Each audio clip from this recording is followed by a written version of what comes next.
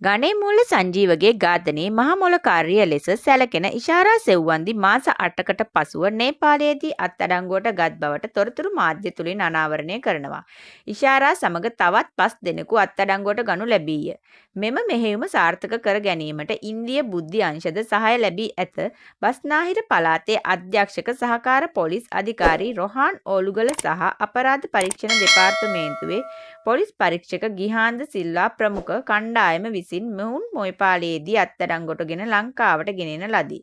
මෙම අපරාධයට සහාය දී මෙරටින් පැන යාමට කෙහෙල්බද්දර පද්මේ විසින් රුපියල් ලක්ෂ 65ක පමණ මුදලක් ලබා දී ඇති බවටද සඳහන් වේ. තවද නේපාලයේ රැඳී සිටීමට ඉෂාරාට ජේ.කේ. බායි නැමැත්තාගේ සහාය පළ කර ඇති අතර ඔවුන්ගෙන් තොරතුරු ලබාගෙන ඉෂාරා සොයා ගැනීමට පොලිසිය කටයුතු කර ඇති අතර ඉෂාරාද නේපාලයේ කිසිදු වරදක් නොකර ඇති බැවින් ඔවුන් රටින් පිටුවහල් කරන ලදී. එහිදී ඔවුන් මෙරට රැගෙන ලැබුවාය. ඉෂාරා සෙව්වන්දි තවත් තිදෙනෙකු කොළඹ අපරාධ විමර්ශන ඒකකයට බාර දෙනු ලැබුවාය. සෙසු අපරාධකරුවන්ද පොලිස් විමර්ශනවලට බාර දෙන ලදී. ඉෂාරා සෙව්වන්දිගෙන් සිදු කරන ප්‍රශ්න කිරීම මත ඉදිරි විමර්ශන සිදුවන ඇත. මෙම මෙහෙයුමේදී ඉෂාරටත් වඩා පොලිසියට වැදගත් වන්නේ ජේ.කේ. බායි නැමැත්තාය.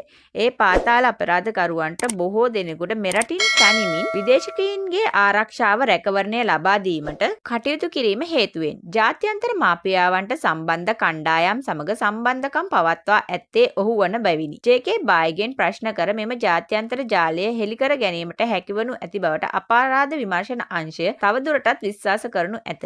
ඒ අතරම ඉෂාරා සෙව්වන්දි නේපාලයේදී දැඩි ලෙස මත්ද්‍රව්‍ය භාවිතයට ඇබ්බැහි වී ඇති බවටද විමර්ශන අංශ හෙළි කරගෙන ඇත. අත්අඩංගුවට පත් අවස්ථාවේ ඉෂාරා සෙව්වන්දි ඕලුගල සර්යයි පවසමින් දිගු හුස්මක් පිටකර කවදාහරි දවසක ඕලුගල සර් ඇවිත් මාව අත්අඩංගුවට ගනී කියලා මම විශ්වාස කළා. මම මාස 7ක් තිස්සේ නේපාලයේ සිර වෙලා සිටියේ. මට එපා වෙලා හිටියේ. මෙහෙම ඉන්නවට වඩා ලංකාවට යන එක සැපයි කියලා හිතුණා. නමුත් ලංකාවට පැමිණි පසු පොලිසියට අසුවන බව මම දැනගෙන සිටියා. මෙහෙම පැවසූ බවට පොලිස් අපරාධ විමර්ශන ඒකකයෙන් පවසන ලදී. මෙම ජාත්‍යන්තර ජාලය ගැන පොලිසිය විමර්ශන තවදුරටත් කරගෙන යන අතර ඉදිරියට වන තොරතුරු ගැන කුතුහලයක් ඇති බව පෙන්වමින් ඔබට මොකද හිතෙන්නේ ඉෂාරා සෙව්වන්දි ගැන හා මෙම අපරාධකරුවන් ගැන? ඒ ඔබේ අදහස පහලින් කමෙන්ට් එකක් දාන ගමන් අපව සබ්ස්ක්‍රයිබ් කරන්නත් අමතක කරන්න එපා.